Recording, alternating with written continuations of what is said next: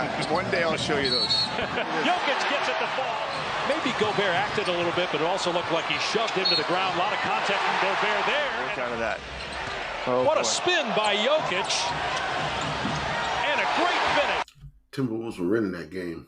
They were winning all the way through most of the third quarter, and they let Denver walk them down. So the end of the season is kind of treacherous. You know, the Milwaukee loss, fine.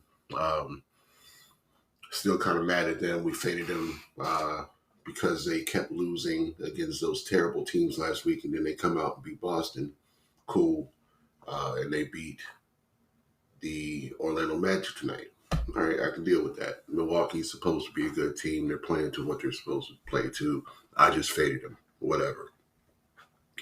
But this Timberwolves game, it was 7 whole points. 7 whole points to a first-place team, and it just let the Nuggets outplay them in the last 5 minutes of the game. You know, there was a tie game. They were up 1, and they just proceeded to crumble. You know, they were down like 15, 16 points at one point within that time period. So very disappointing. Next year, we're going to jump into baseball sooner to avoid this end of the season unpredictability. But, you know, that's what we got right now. So still going to go over these 5 games.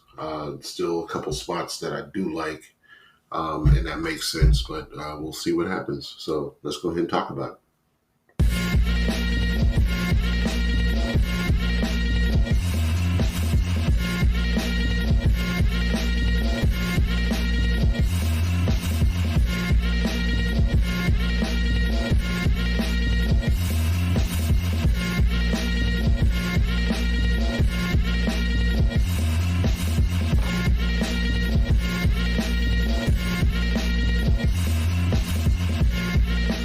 What's up, everybody? Crash here. Welcome back to Crash Against the Spread, where we talk about sports from a betting perspective. It is Thursday, April 11th. This is my second take, so I'm going to go ahead and shoot through these a little quicker. Bulls and Pistons. We got the Bulls as 9.5-point favorites on the road. Both these teams, there's nothing to really play for. The Bulls are kind of locked into the 9th seed playing with the Hawks. I don't see either. If they move, it'll be back to the 10th, and the Hawks will be the 9th. So it really doesn't matter. In that aspect, the Pistons have nothing to play for. They have the worst record in the East and the league. So nothing to play for.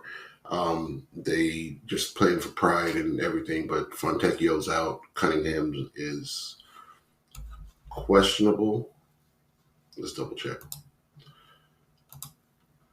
Cunningham is questionable. Grimes is out. Fontecchio out. Everybody out. Isaiah Stewart.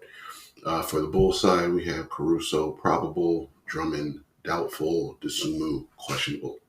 So Bulls should win. There's no motivation to win.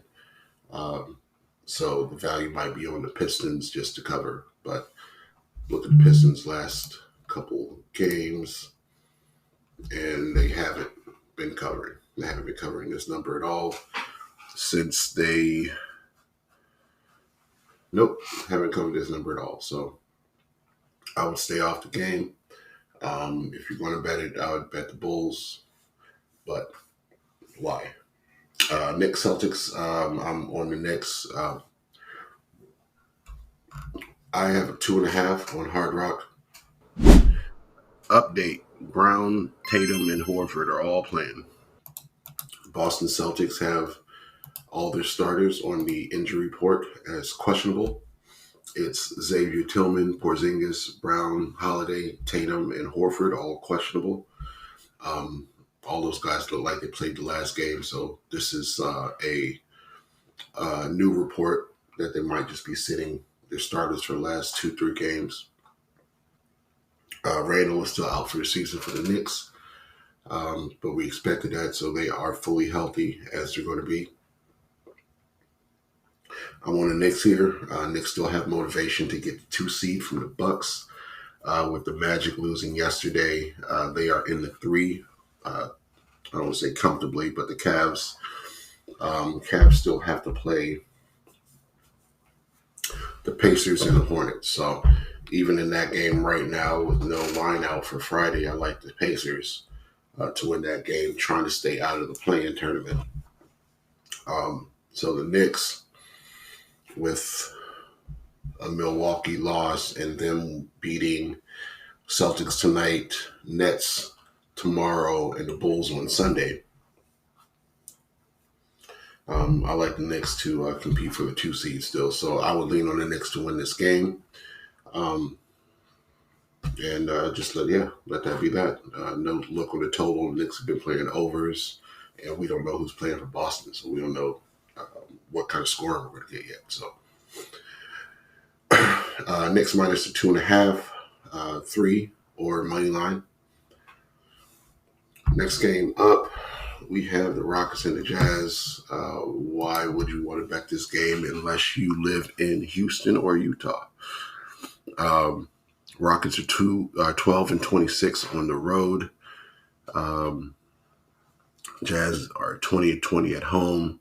They're 0-10 in their last 10 games, 2-8 against the spread in their last 10 games. I don't know why I would want to bet this game. So I'm not even going to talk about it. I would lean on the Rockets, but that's going to be my thoughts for that. Warriors, Portland. I like the over in this game, over 222. I think the Warriors are going to do all that they want to do in the first half. I think they're going to try to smack the Blazers in the mouth early, and I think they're going to try to sit their stars late. So no telling what the second half will be, but I do think the second half will have a lot of bench players, which leads to less defense and more scoring. So I think we can get over this 222 as long as we have a good start. So that's going to be my pick for that one. Like I said, with bench players and a lot of scoring late, backdoor cover is always a real threat. So last game up is the Pelicans and Kings, and that's the most important game of the night. The Kings are in the 8th seed on the West, 1 game back of the Pelicans, 1 game back to the Suns in the 7th. And the Pelicans are 1 game above the Suns in the 6th. What the Kings have coming up is they have this game tonight with the 6th seed, and then they have a game tomorrow with the 7th seed. So horrible spot as far as seeding goes. They have to play both teams they're trying to jump within 2 days. If they win both, they can get to the 6th seed, and I think that's where they're motivated to be. Everybody wants to be out of this play-in. Some people don't have a choice, like the Lakers and the Warriors, but they don't want to necessarily be a 9 or 10. So these teams have the most motivation to win out their last games. Everybody else is kind of solidified in their spot. I would lean on the Kings here to cover the short number.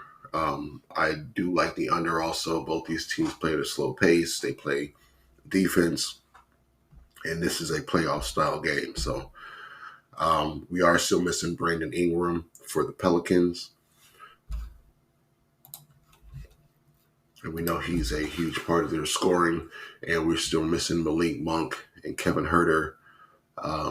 Murray is questionable. Ford is questionable for the Sacramento Kings. So we do still have Barnes, Sabonis, Fox, Ellis, and Murray's just questionable. He could still play. He had 15 points last game. But my picks are going to be the under for the Kings-Pelicans game, the over for the Golden State-Portland game, and the Knicks minus the 2.5, minus the 3 on the money line, whichever one makes sense to you. So lock those in. Let's get this money, and we'll be back tomorrow for some more NBA.